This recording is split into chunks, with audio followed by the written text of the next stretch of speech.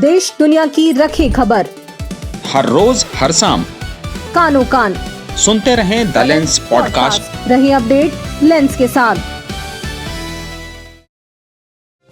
नमस्कार, आज तारीख 17 जनवरी दिन शनिवार। देश दुनिया की तमाम बड़ी खबरों के लिए आप सुन रहे हैं द लेंस का न्यूज पॉडकास्ट राउंड अप। मेरा नाम है पूनम ऋतु सेन। चलिए करते हैं खबरों की शुरुआत।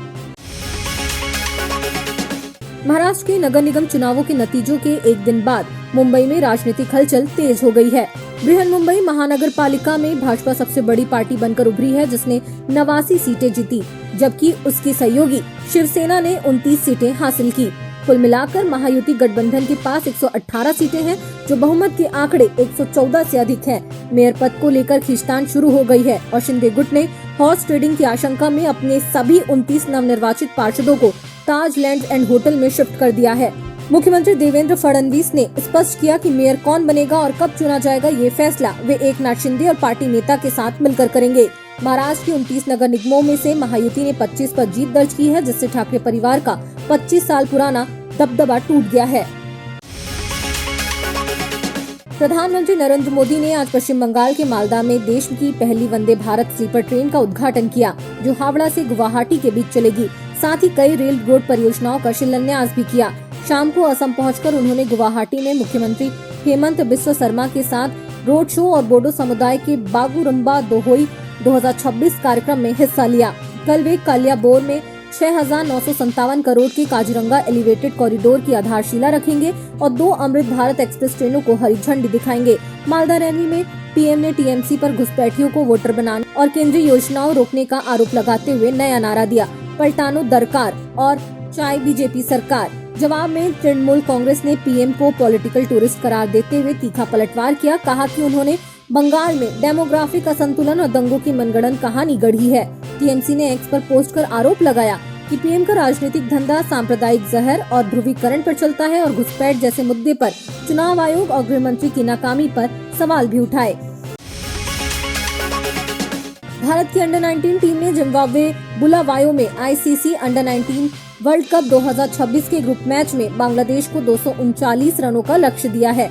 बारिश के कारण मैच 49 ओवर का कर दिया गया, जहां टॉस हारकर पहले बल्लेबाजी करते हुए भारत 48.4 ओवर में 238 रन पर ऑल आउट हो गई।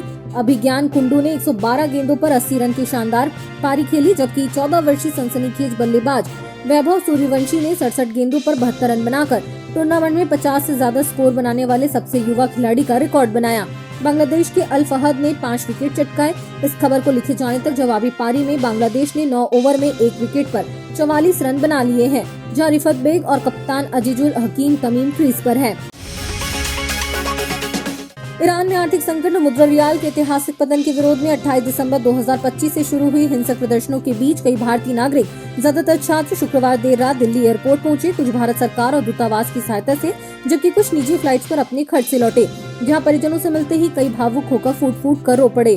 लौटे एक जम्मू कश्मीर के युवक और मेडिकल छात्रा ने मीडिया को बताया कि वहां हालात बेहद खतरनाक हैं। हिंसा, इंटरनेट ब्लैकआउट और सुरक्षा बलों की कठोर कार्रवाई से लोग डरे हुए हैं। भारत सरकार ने एडवाइजरी जारी कर लगभग 9,000 भारतीयों, मुख्यतः छात्रों को उपलब्ध साधनों से जल्द ईरान छोड़ने की सलाह दी है। साथ ही हेल्पलाइन नंबर भी जारी किए हैं। प्रदर्शनों में सुरक्षा बलों की फायरिंग से मौतों का आंकड़ा हजारों तक पहुंच चुका है, जबकि ईरान ने अस्थायी रूप से एयर स्पेस बंद कर दिया था, जिससे अंतर्राष्ट्रीय उड़ानें प्रभावित हुई हैं। इधर उत्तर भारत में सर्दी का कहर जारी है। उत्तर प्रदेश में इस रीजन का सबसे घना कोहरा छाया और 15 जिलों में कोहरे के कारण 40 से ज्यादा वाहन आपस में टकरा गए, जिससे 1.5 साल की मासूम बच्ची समेत 7 लोगों की मौत हो गई और 50 से अधिक लोग घायल हुए। राज्य में 100 से ज्यादा ट्रेनें देरी से चल रही हैं। इधर जम्मू कश्मीर में चिल्लई कला का 28वां दिन रहा, जहां न्यूनतम तापमान में भारी गिरावट आई।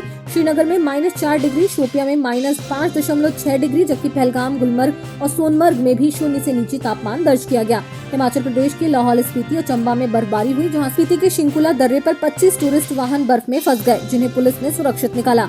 शिमला और चौपाल को छोड़कर अन्य शहरों में तापमान में मामूली बढ़ोतरी देखी गई। मौसम विभाग के अनुसार 18-19 जनवरी को भी उत्तर भारत में घना कोहरा और कम विजिबिलिटी बनी रहेगी।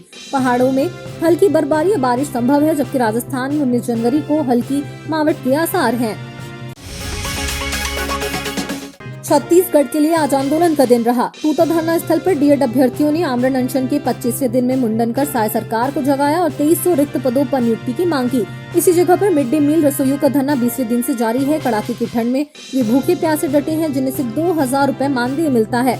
इसके अलावा AIUTUC के तहत आंगनबाड़ी कार्यकर्ता, सहायिका और मुतानिनों ने भी राजीव गांधी चौक में धरना दिया। उनकी मांगे हैं 24,000 और 21,000 रूपए मानदेय मिले, शासकीय दर्जा और पेंशन ग्रेच्युटी का भी लाभ उनको मिले।